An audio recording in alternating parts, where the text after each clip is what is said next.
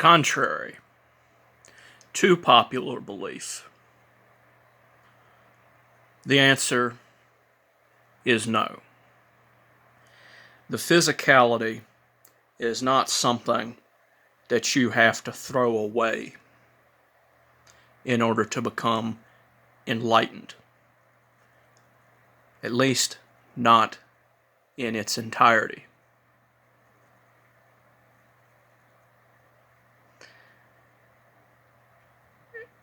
You have to at least do nofap for a time. I mean, everything has to be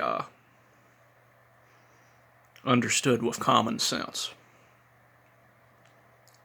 Brahmacharya is the best way to get definite results. But what I will say is this. The idea that the material identity is 100% wrong, or that you need to completely, identify with smoke is an absurd thing. Shiva did sweat ashes, but that was his dispassion for worldly nonsense. See, what we have to do, and what meditation is essentially, is it's tuning into a different frequency. And you have to, of course, put the physicality in a somewhat dormant state in order to reach out into the higher aspects of oneself and make a connection to that higher self, so that when you come back into your physicality and into your identity, as it were,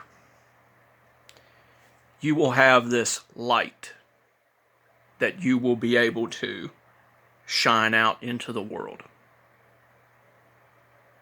You will become a darkness dispeller, as Sadhguru calls himself, as this is actually what the term guru means in the first place.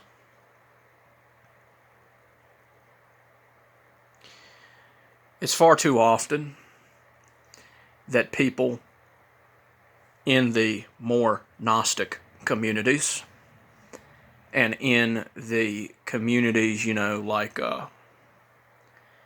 John St. Julian and, certain other individuals,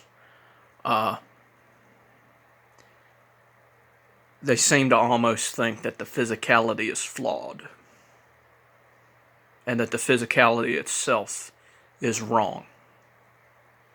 This, of course, is nonsense. The reason you have to,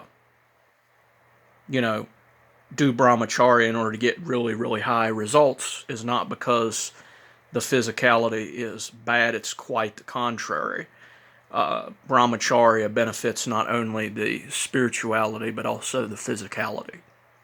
And what we got to understand is that spiritual things are really just more subtle physical things, believe it or not. A spirit is a body of a higher frequency, or a soul, rather.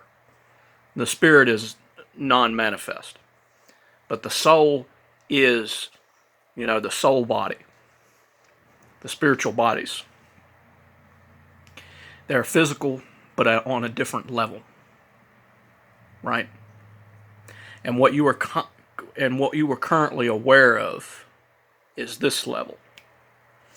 So, when you see people like Sadhguru, who says he meditates like he's dead, right? Or Dr. George King, who said that when you enter a heightened state of samadhi, the lower part of the body goes into a state of death that doesn't quite allow rigor mortis to set in, because there is a heat at the very top of the head, and you raise the Kundalini in its entirety up through the spine, and you enter into a state of samadhi, and then when you come back down, you are a better person. You're more connected to God in a sense, because you've recognized that you are not just the body. And then, you can live in the body much more, ironically, than someone who is of the body. It's one of those strange type of enigmas. But this is what I wanted to say, because I just saw a video posted about 3 days ago about how the Matrix is wrong, or that how it gives Gnostic ideas out to the public, and how this is contradictory, and many misunderstandings of enlightenment can actually be brought on through these type of videos, because you will have people who will think that the pessimism and avoiding reality, avoiding the physicality completely, and completely escaping into this other world, is enlightenment. But actually, it is it's not really like that. You have to do what you need to do on this earth to gain the necessary experience, while becoming enlightened also. And then when you leave the body, you can do more in the more spiritual realms, the more subtle physical realms, because you will actually have more substance there.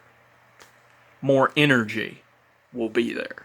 You will have more of yourself there, because you will have risen your energy up to a less physical point of being. This is what it's like being enlightened, and this is the reason why people are able to move on to higher energies, higher realms, higher planets sometimes, and are able to live in paradise. But you are your brother's keeper. So you must help and serve while you are here.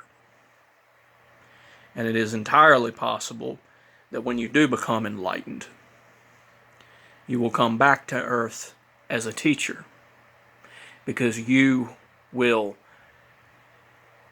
know that there such blissful paradises exist, but you will see the people in the lower realms suffering, and it might be your calling to come back and help those people. So I just wanted to say that this idea that materialism in and of itself is wrong, but material things, living in the world, having possessions, that is not wrong. I wanted to clear that misconception up.